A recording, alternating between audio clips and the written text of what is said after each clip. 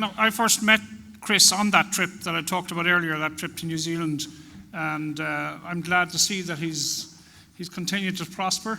There's a really exciting story of at that time he was pioneering on the South Island, having come from the North Island, and I think there's been a very, very interesting development in Chris's whole business ever since.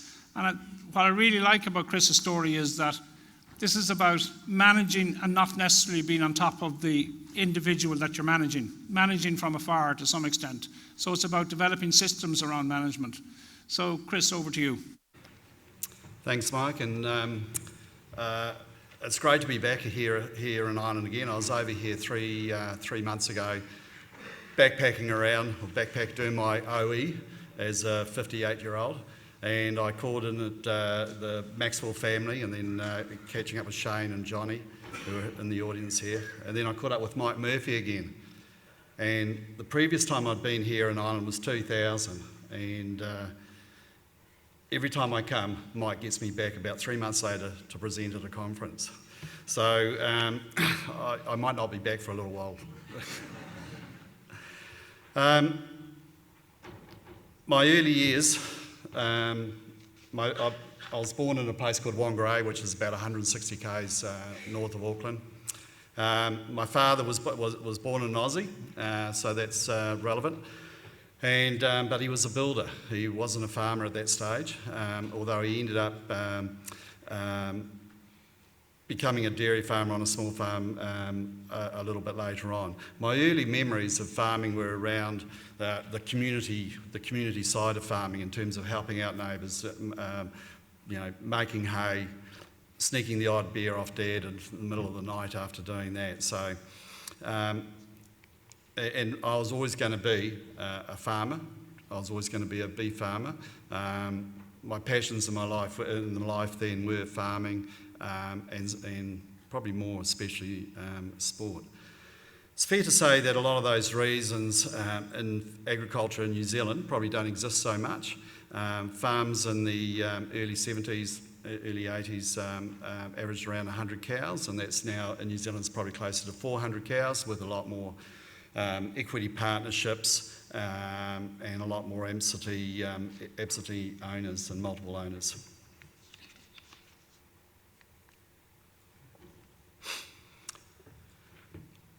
I left school relatively early. I'd only just turned 15. I approached Dad if I could work on the farm. He said no. It's one of the great things that happened, because he said you need to go and work for other farm owners. So I moved to the Waikato, which is south of Auckland, and joined the Waikato Federated Farmers Cadetship Scheme. This involved working for a singular year on one farm for one owner, then moving to the next one, and then moving to the next one. And in that time, every 3 weeks, end up going to a technical institute and studying dairying. I was very, very fortunate, again, to have 2 employers that were just outstanding. And I'm not talking, they were outstanding farmers, but they were also outstanding people. And they took me into their lives. I was 16, 17, 18 through those years, and they taught me life skills away from the farming side as well. When I was doing the farm cadetship scheme, there was a group of young guys that came through there at the same time, and it turned out to be a very high achieving group of young people. There were going to be future Waikato Shearmilkers of the Year, New Zealand Shearmilkers of the Year, Nuffield Scholars, and a future Fonterra Director.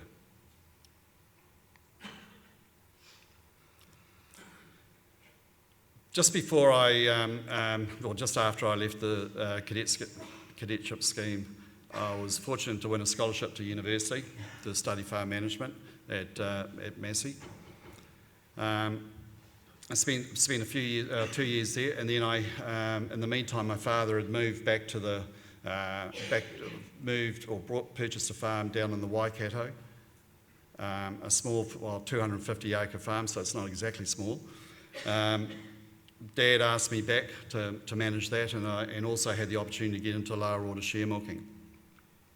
So I did that for 3 years. Then the mid-80s came along, and in 84, the New Zealand government took all subsidies off out of agriculture. So we had tax advantages for development, fertiliser, etc., and also with interest rates. So, and just after that, we ended up with quite a severe downturn.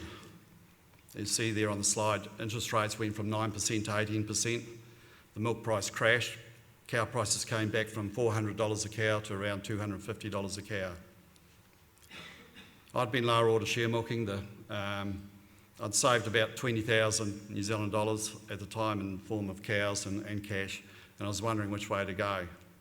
I was 25, about to get married, and my father gave me another good piece of advice. He said, when everyone starts going in one direction, it's time to turn around and go in the other. So I took his advice.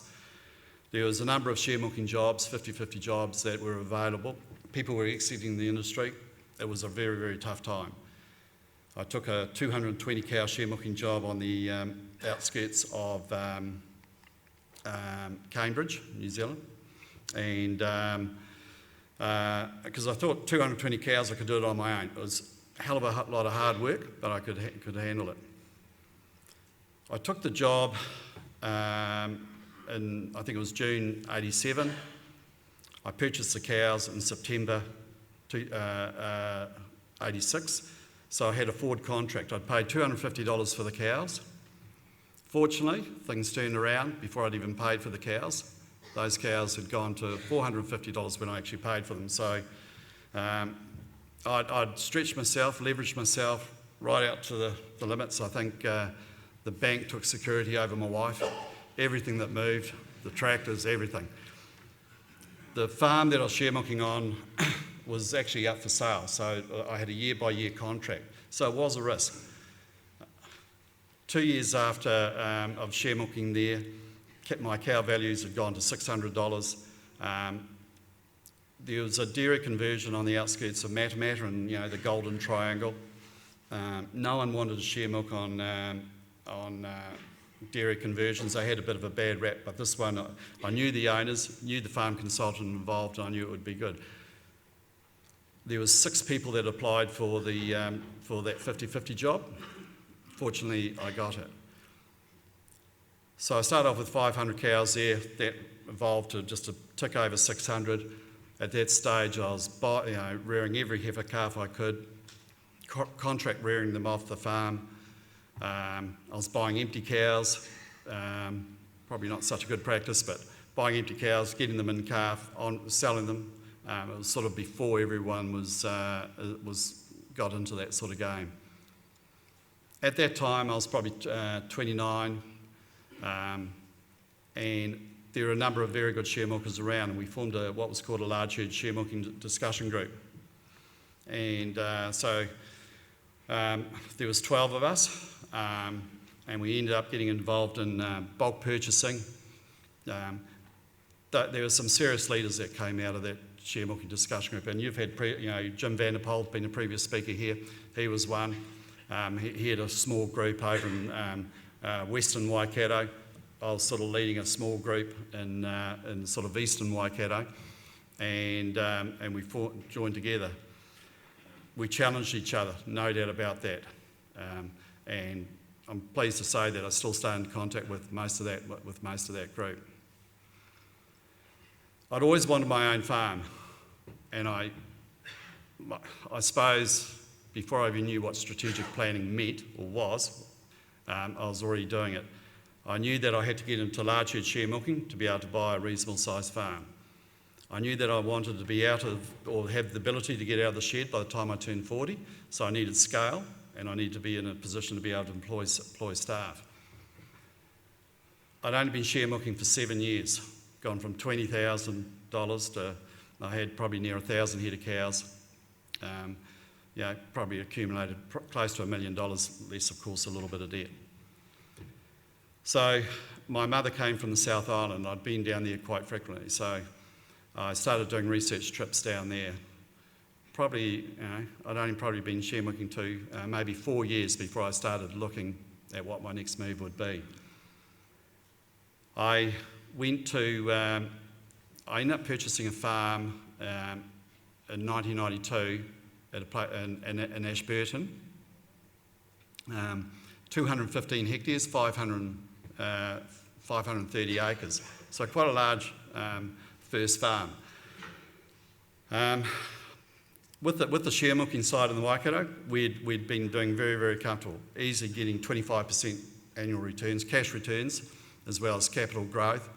But there had been a little movement in the share milking industry in New Zealand at that time, where farm owners perceived share milkers to be doing too well. The owners weren't getting as much money as they thought, they probably should. So there was going to be a movement, and I could see, in terms of changing the 50-50 share milking contracts. So, 1993, moved to Ashburton. I've always believed if you're going to grow a business and grow aggressively, you've got to put everything on the line. And this was, the second time that I've done that.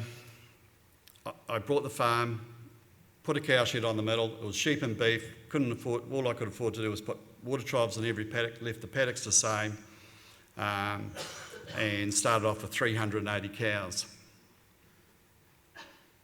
The pressure was on. First year, the interest component alone is a percentage of our debt servicing out of our gross farm income. 40% of our gross farm income was going in interest alone. So I was doing it mainly by myself. I'd employ local people from the freezing works or processing works that were closed down over that sort of calving time to help me through the calving, and then from then on, from the beginning of December, once mating had finished, I'd be doing it on my own. And I did this for a number of years.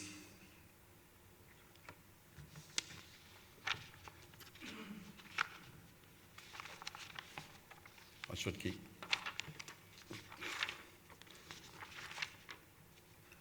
When I purchased Tara in '93, there was only 2 conversions in all of central Canterbury, mine and my father.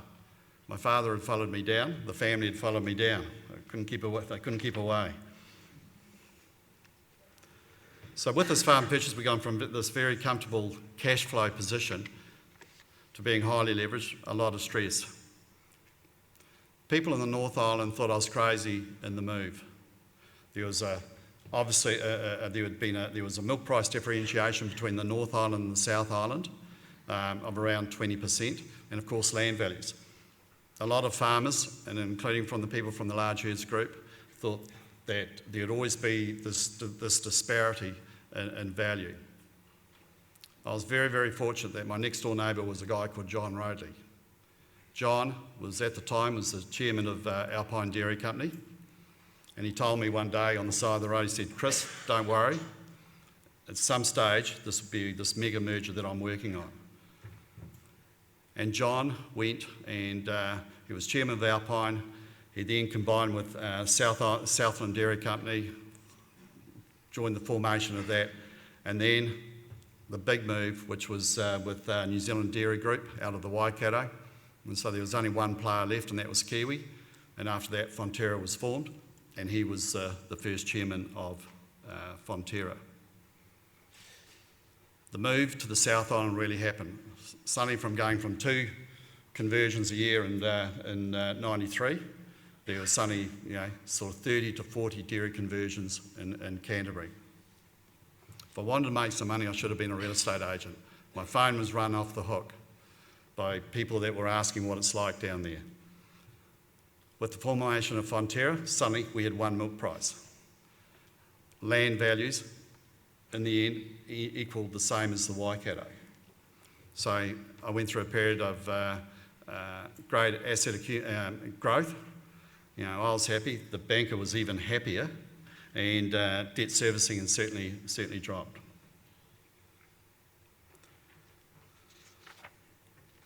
I was approaching 40. 3 active sons with sport and school, and I was pretty burnt out physically and mentally. I probably hadn't got the work-life balance just quite right. In '99, I had my first trip overseas, So I came over here to watch the All Blacks. Didn't quite work out, beaten in the semi-finals by France. But in that time I came across here and I spent time in Ireland, a lot with Murphy, and trying to work out what my next move was going to be. I went straight back home, built a manager's house on the farm, pulled myself out of the farm, and I decided I wanted to educate myself on which way the business could go. I'd been looking at commercial real estate. There's a number of people over here in Ireland were investing into commercial real estate because of the quotas and lack of ability to grow the business. Sorry.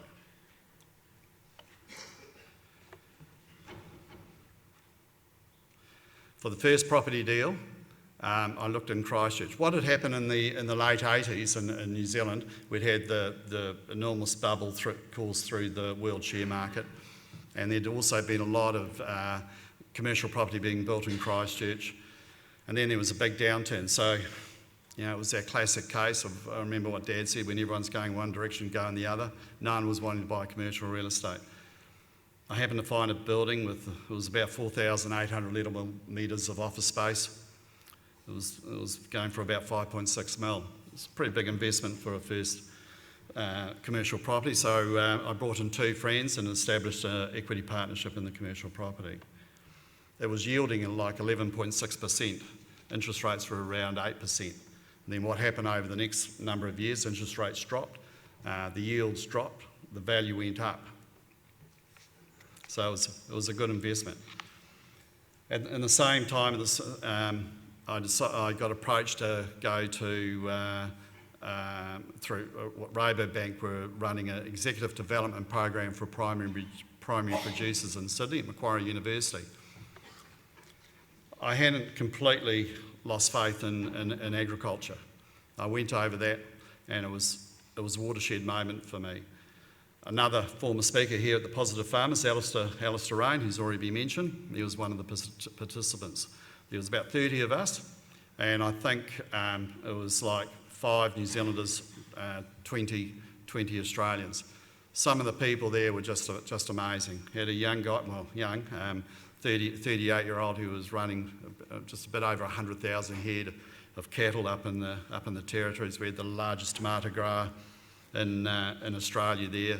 It was a moment that triggered me into maybe I should have a look at Australia. One of the things in Australia is that it's more based around cash returns rather than capital gain.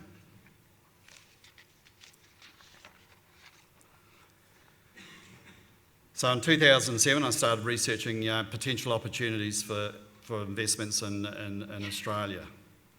So a number of trips, all down the east coast of Australia, from Brisbane down all the way through to Melbourne, then around through to Mount Gambier and up to Adelaide. I found a small rundown farm called Oamaru, about 20 k's from Mount Gambier. One of the reasons I ended up choosing Mount Gambier was it had a similar grass growth curve to Canterbury. It had irrigation, so I knew all those things. But the main thing it had was the ability to grow grass through the winter, 35 kilos a day compared to 5 kilos a day in Canterbury. And with good fertility, good grasses, about 300 kilos of nitrogen a hectare a year, we could grow about 22 tonnes. Well, between 20 to 22 tonnes. So in a seasonal calving situation, I could achieve a 300-day lactation. The lamb price there was about a third cheaper than what it was in New Zealand. We also, with the access to grain as the main source of supplementary feed, which I think last year we probably averaged 135 euros a tonne for barley to be fed to the cows. Milk can go to two markets, around 50% domestic, 50% export, and unlike New Zealand, which is is totally reliant on the export market. And for 10 of the last 15 years, milk price has actually been higher than in New Zealand. We also had plenty of options of who to supply milk to. Same as with the equity partnership in the commercial property, or the commercial property there. I decided to form an equity partnership in with this farm. Mount Gambier, the flight from Christchurch to Mount Gambier, it's about 3.5 hours. If you want to get there on the same day, you've got to drive, so you've got to turn around, drive 425 k's. And I didn't, whilst, I call Australia and New Zealand, the difference, we're a bit like kissing cousins, I call it. We love to hate each other, and but it's similar, but it's not. In terms of structural setup with around taxes, around partnerships, I've got stamp duty, they've also got capital gains, so it's important to get that right. So, the Oamaru farm, which was 133 hectares, 90 hectares irrigated, going to be a 430 cow dairy farm, was a good little toe in the water. The negatives for investing there are that if you buy the wrong farm, you can be stuck for a long time. And I'm not talking a year, could be 5 years. Finding people with top pasture management is difficult. And I say the industry is quite fragmented, caused between state and federal. And also, there is low capital growth in terms of in land values. I was very lucky that my manager at the time in New Zealand on the Tara farm, John and Karen Hunt, approached me and said, I see you investing over there, is there any opportunities? So I said, yeah, there is opportunities. There's probably more opportunities across there than what there are currently in New Zealand. So they made the move. And it's a little bit of a good story about them as well. So they came in as managers on the Oamaru, the farm we called Oamaru. 3 years later, we purchased another farm called Lancaster. And they've come in there as 10% equity managers on that farm. But it gets better for them.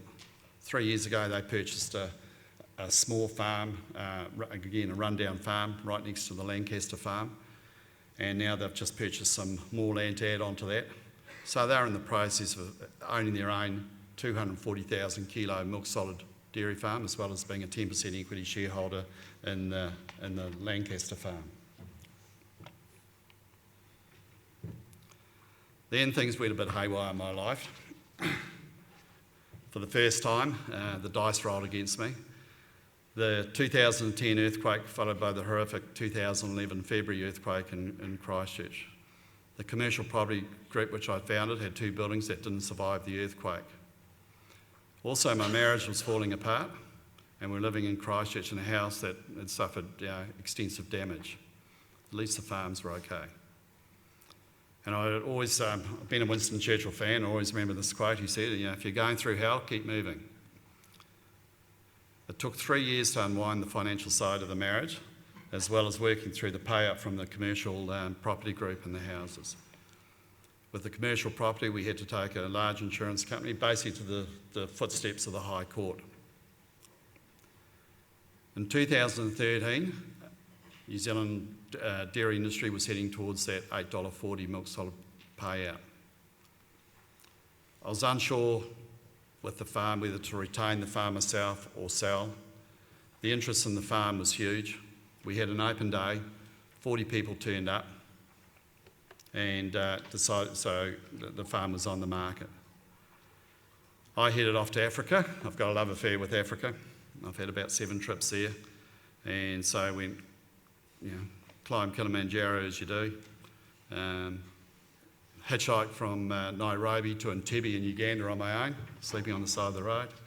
So doing all those crazy things that I didn't have time to do when I was young.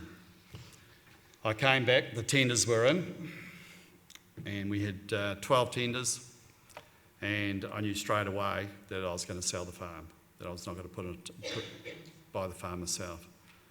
The initial $2 million investment had moved to in excess of 15 in 17 years, as well as good dividends, and was the right thing. I didn't know what was going to happen to the milk price in 6 months' time. At the same time, we finalised the claim with the insurance company on the commercial property, and that $15.6 million investment had returned us 16. So financially, things were going pretty well. So I was 52 when all this was happening, and I was wondering what I was going to do next. I had a brief moment when I thought about going to lie on the beach, but I knew I'd be pretty bored. In the previous, whilst that was all happening in the 3 years, a friend of mine and myself, we'd established a project management company. So it's quite ironic to be hearing the previous speakers, was it John Maloney, talking about project management. If I was to go start my life again and go back to university, that's what I would have done. Because when I look at my life, that's all I've been doing is project management. So with the project management company, we'd been working for existing sheep and beef farmers, existing landowners in Canterbury that were wanting to convert their farms into dairy but didn't have the knowledge around it. So some of these places, I was handling sort of $2.5 million of capital expansion on these farms. It was great fun, really, really enjoyed it. So I wanted one more. I was thinking, I want what I call my last hurrah. So what am I going to do? So I'd been looking back over in Australia, looking at farms and all that sort of thing. I wanted to stay in agriculture. I'd got I was really enjoying being involved in agriculture again. I found this farm next to one of my existing farms. It was a rundown farm, milking cows, 244 hectares, 604 acres, with a 60-barrel rotary on it. So I think I was approaching 55, I packed my gear and moved to Mount Gambier. Rented an apartment in the middle of town and went to work. Stopped milking cows, pulled out all the fences, redone the races, put an extra pivot on, all new grasses, all new water troughs, complete new farm design. 5 months later, we milked our first cow. And that was actually the hardest part, is actually finding the cows. And in the first year, so I employed Don and Jen Stolp on the farm as managers. In the first year, understand that the pivots are the milking platform, the irrigated part of the farm. We've got a little bit of dry land in there. We produced, from 620 cows, we produced 540 kilos of cow milk solids and 2,300 kilograms of milk solids from under the pivots, with farm working costs of around $3.25. I was very, very happy, and so was the bank. At the same time, I knew that I needed to be a bit closer to the family. It's hard, as I said before, it's very hard to get from Christchurch to Mount Gambier for a weekend. I had one son was in Auckland, one son was in Christchurch, one son was in Dunedin. So I decided to move to Melbourne. Purchased an old warehouse right in the heart of Melbourne, pretty close to the MCG, the rugby grounds I can easily walk to, and I was converting that at the same time as the farm. Blow me down, the thing appeared in Vogue. Couldn't believe it.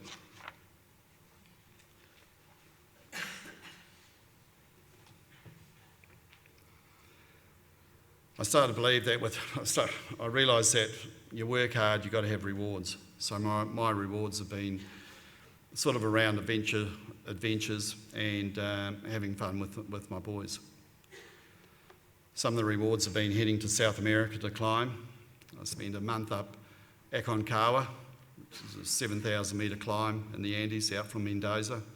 Got to within 150 metres of the top and we had to come down with the southerlies coming off Antarctica. And then tramping through things like Machu Picchu, Mount Salvatani, which was another mountain I climbed over there. Back on the farms, Don and Jen were doing a great job as managers. Last July, the Stolps and I formed a share milking company called Moana Dairies. So I sold all the cows and the plant into my own dairies. Don and Jen have brought half that plant, half of the units in that business. I own the other half, and they 50-50 share for the Lesper Park farm. The reasons for doing this are that the dairy industry had been very, very good to me, and the dairy industry needs the next generation to come through, especially in Australia. And I want to give something back to the dairy industry. And also, being a bit greedy, I also want to grow. My aim is to grow through people. The farms are very, very profitable, and I was willing to take a drop in return on capital to do this. And what I ended up doing was taking the cash from selling those half of the units and purchased another farm called Watton Park.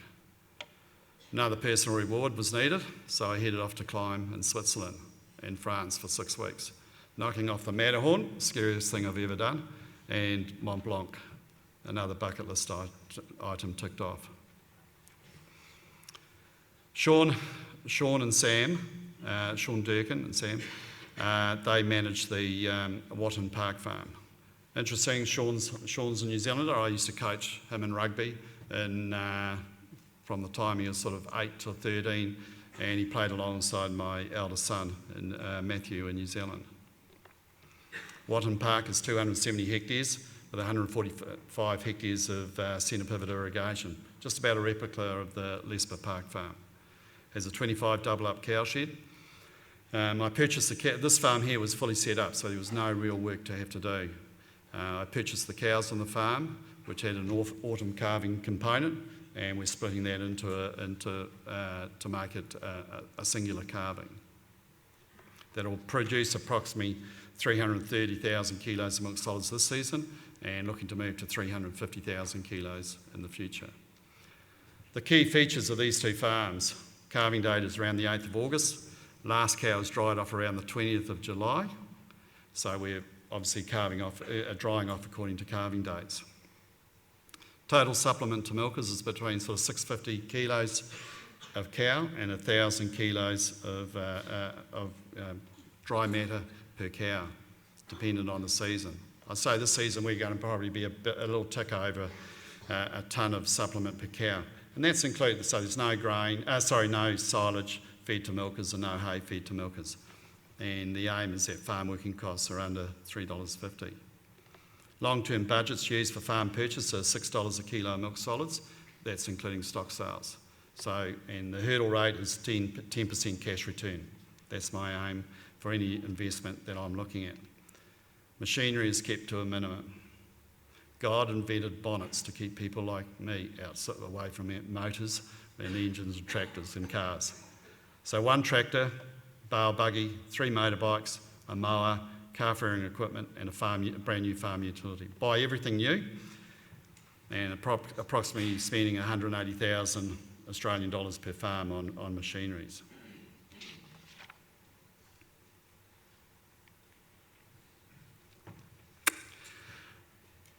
Recently, I've established an advisory board for my business, which consists of my 3 sons, Matt, Jason and Taylor, that are in the picture there. And also my accountant and an independent chairman, Nigel Pannett, who was the former head of ANZ Rural Corporate in Australia, who happened to, as a Kiwi, who comes from the same area, Ashburton, where we of course used to farm. Another important part of my business is Karen Hunt, is my office manager for all 4 entities. She pays all the wages, accounts, looks after the consent inside the GST, payroll and tax, etc. Basically does everything up to trial balance stage for all the farms. She's a very, very important member of my team. I say if things are going to get really, really tough, really financially tough, she'd be the last person that would go. The board was established to give me guidance around business growth, succession and inheritance. We had our first meetings recently over on the farms with the boys flying across with me from New Zealand. and they were actually seeing those two farms for the first time. My three sons, Matt is a brand consultant in Auckland. Jason, he lives with me in Melbourne. He's actually a top chef, not long come back from India doing cooking shows and all that sort of thing. I'm not sure whose genes he got there. But and Taylor, he's just finished university and is working in media in Auckland. Matt has spent time on the farms. He spent 2 years working on the farms, but he's very much a people person, and he loves that sort of advertising gig. The aim is to create a business that can be passed on and be independently run.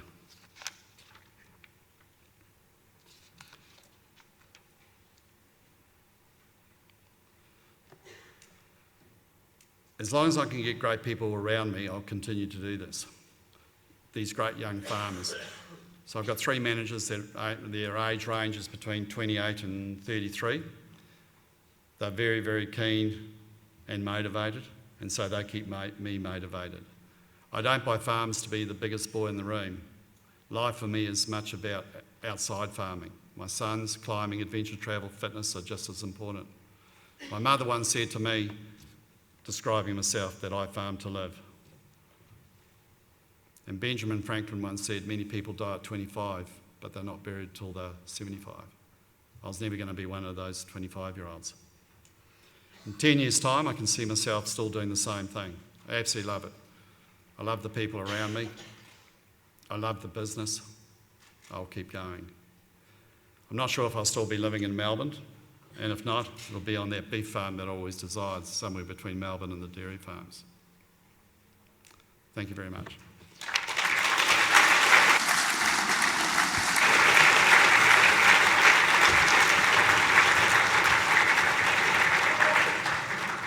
Excellent. I'm going to chair it from here for the next few minutes. By the way, before we go any further, I just want to remind you to fill up your feedback forms. They're in the back of the book, and then place them in the box at the end of the room. Fascinating. The one thing that struck me was the emphasis on work-life balance. They mean different things to different people, but the principle is work-life balance, but then they are different things. So we'll start with any questions before we can draw this to an end. Anyone? Yep, down at the back. Straight down the back. The one thing that intrigued me, Pádraig, where the question is coming, was your ability to say no to the salesmen. And it's something that has bedeviled our industry for some time, that before people get a focus on their business and a control on their business, the amount of people that come in and invade your life and actually draw from what you do. And that discipline to be able to say, no, this is my model and I don't need you or I don't need your product. That's a great lesson. So maybe you just re-emphasize that.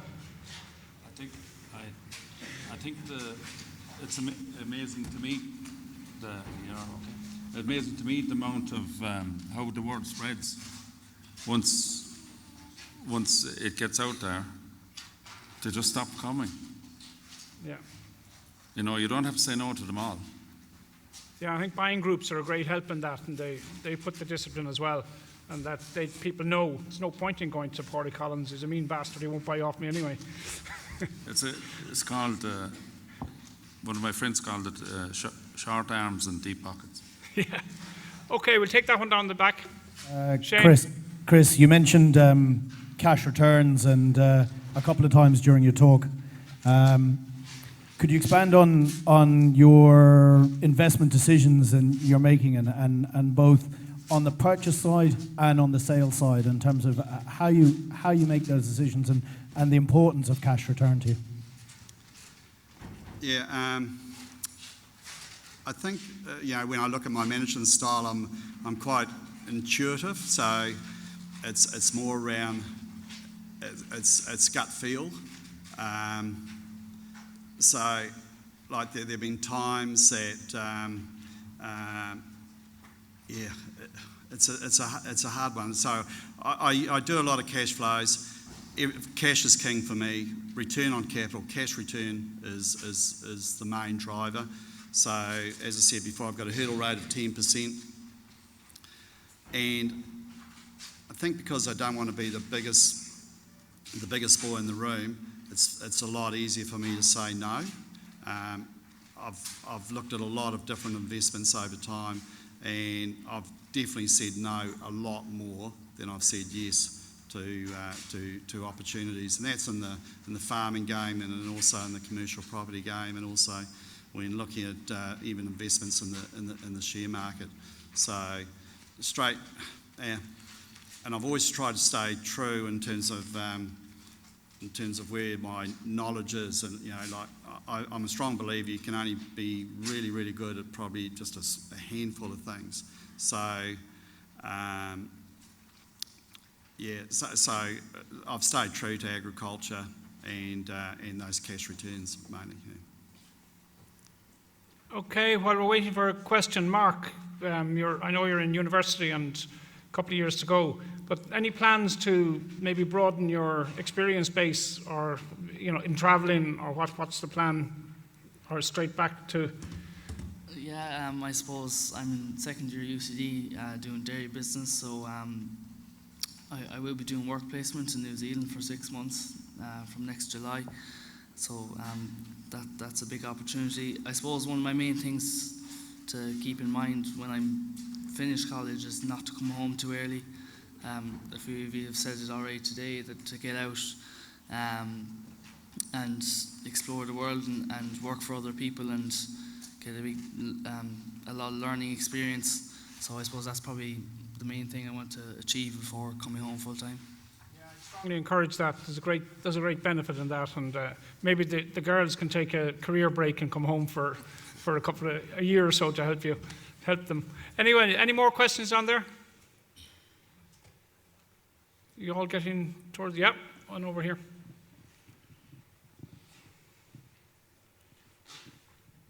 A question for Chris. When you, it's an easy one. When you take on a venture with another partner, an equity partnership, what's the criteria of the people that you choose to go into that partnership with? I think it's.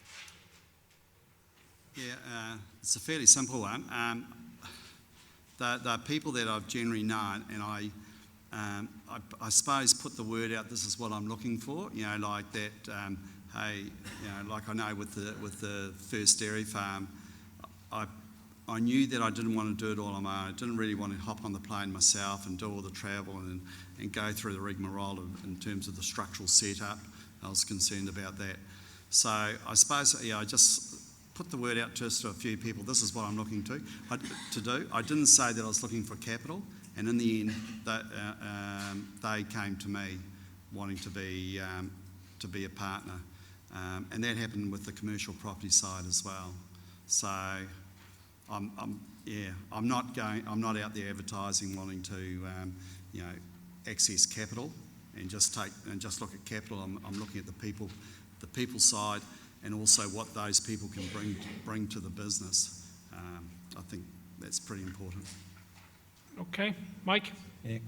Chris, could I ask a follow-up question to Shane Maxwell's? Because the way you answered it, the importance of the question, may not come across. You said you wanted a 10% cash return. Yeah. On average, how much would that be over interest rates? Generally, I'm looking for about 5% over. So if it's 5%, if interest rates are 5%, I'm looking for a 10% cash return. So that gives you a margin of safety. Yeah. Drops risk. Yeah. And hugely helps your repayment capacity. Absolutely.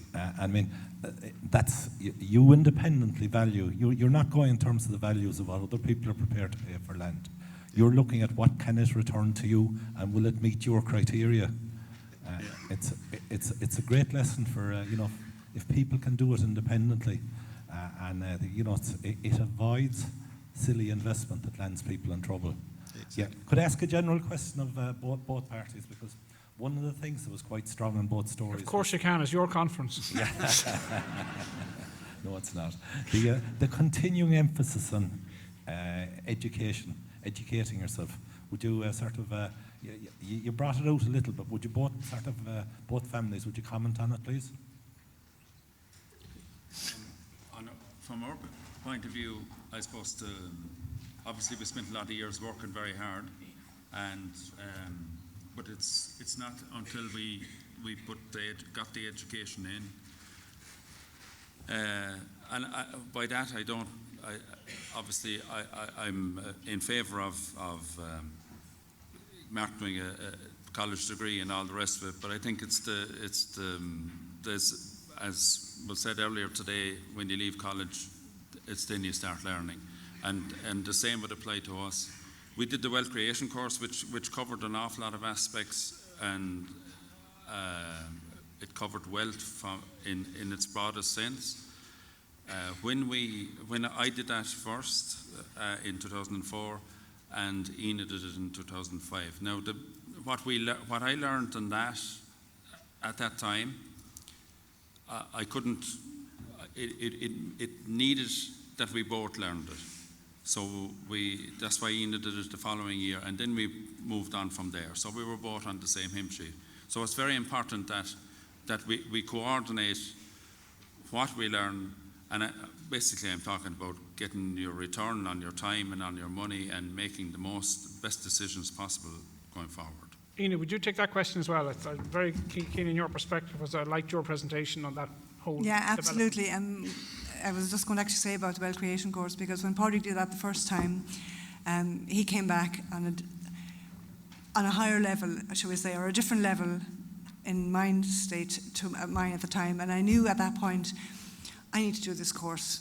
I need to get on board, and because it's so important to be on the same hymn sheet at all times.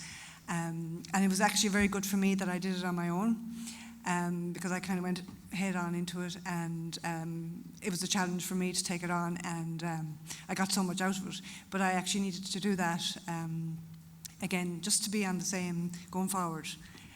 Very important. Yeah. Chris, what comes to mind when you're at 7,000 metres with hypoxia? I remember being I was on the top of Mont Blanc, and I was about to jump across a crevasse. And I had to jump across the crevasse with an ice pick, grab hold of a rope.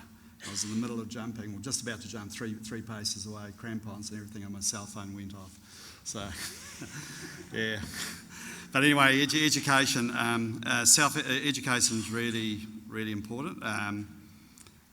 My education has come through from mentors, from being parts of that share milking discussion group there that we had, sort of the people in that group there that went on and seriously achieved.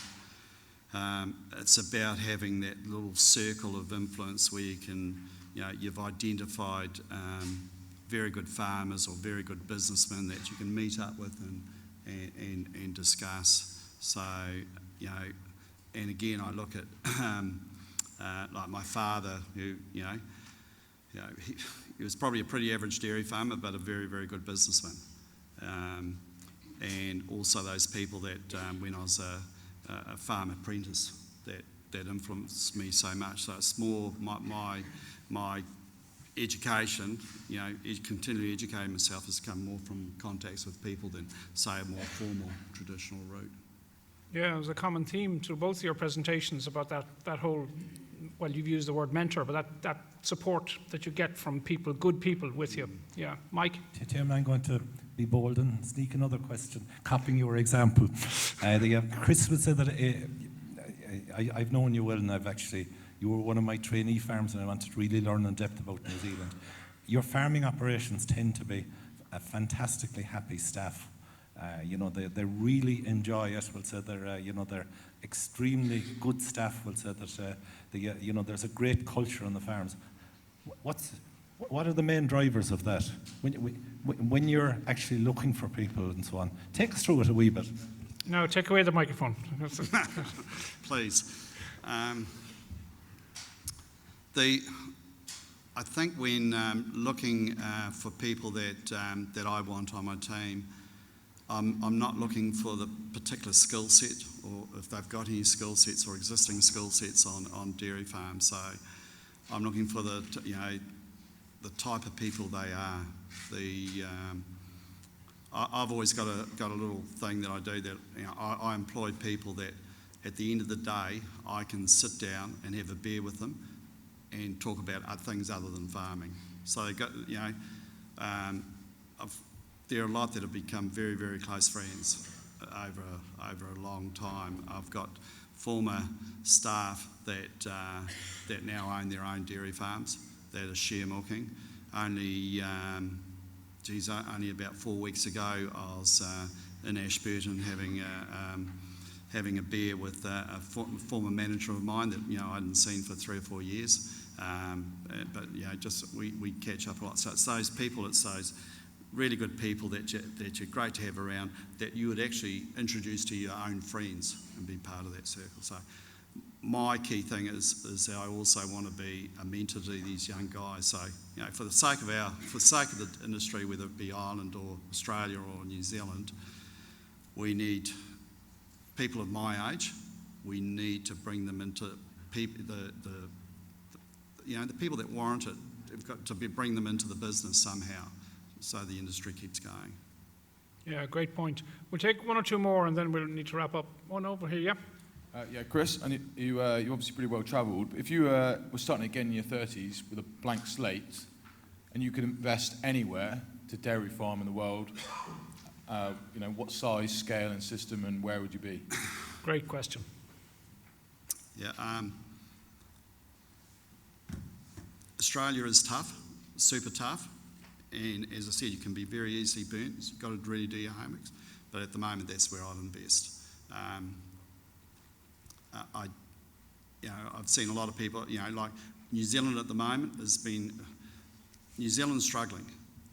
There's something like 300 odd dairy farms at the moment over there for sale. Milk price looks as though it's just coming back again. Some of the debt levels on the farms over there are too much. Land prices just got out of kilter. The asset prices got out of kilter with the returns that are available.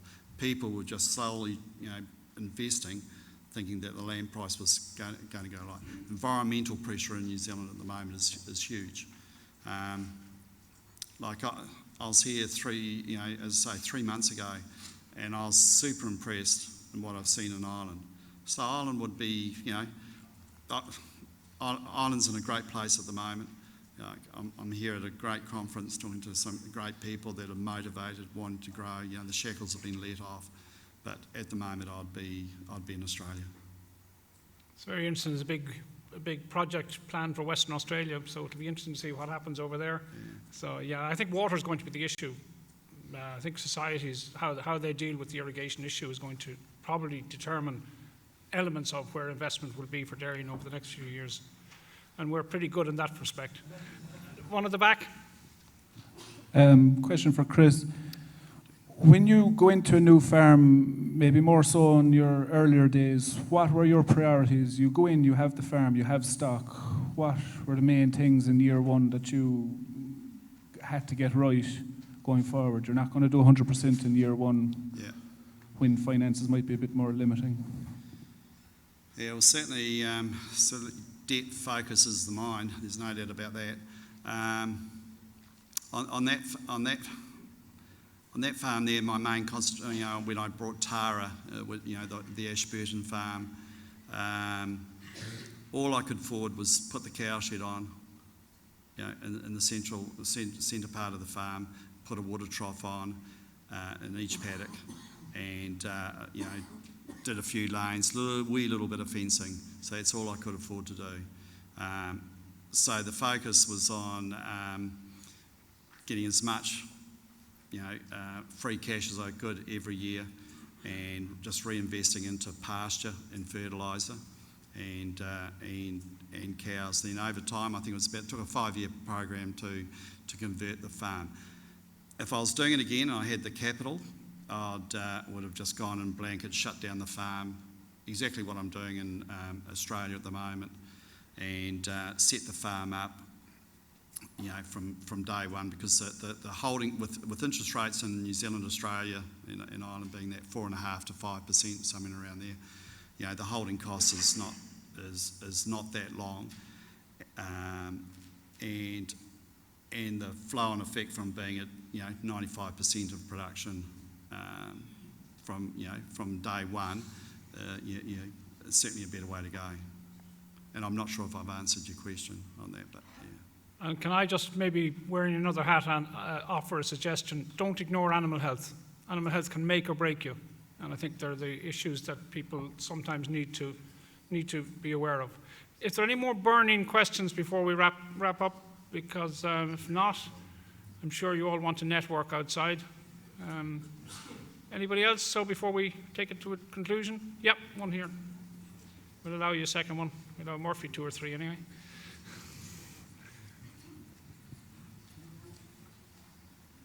Yep, just there. Mark, as a young fella coming into the industry, has there been excitement amongst your peers with Ireland expanding and this growth, and everyone's getting excited, which is fantastic? I'd just be interested to see if there's been a change with young people wanting to come into farming now. I suppose there is. I'm probably very lucky to grow up in an era that the quotas have been abolished and the farms are expanding. It is something that we talk about a lot with friends in college. Even those who aren't from dairy backgrounds can see there's potential there.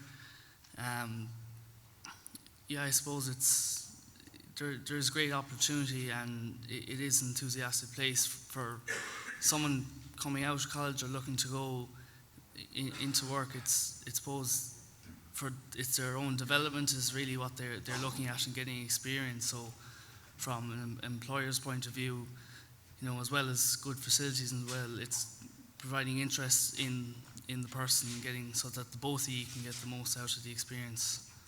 I suppose that's the big thing that everyone's enthusiastic about.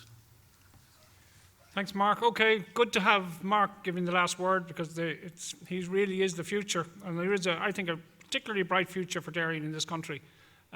What's the basics? You got a good sense of what you need to watch out for today. But we had a great presentation from Pádraig, Ina, and Mark, and Chris. Quite different, but with a common thread running through. On behalf of the organisers, make sure you deposit your sheet. And thank you very, very much for what was a great day. Thank you.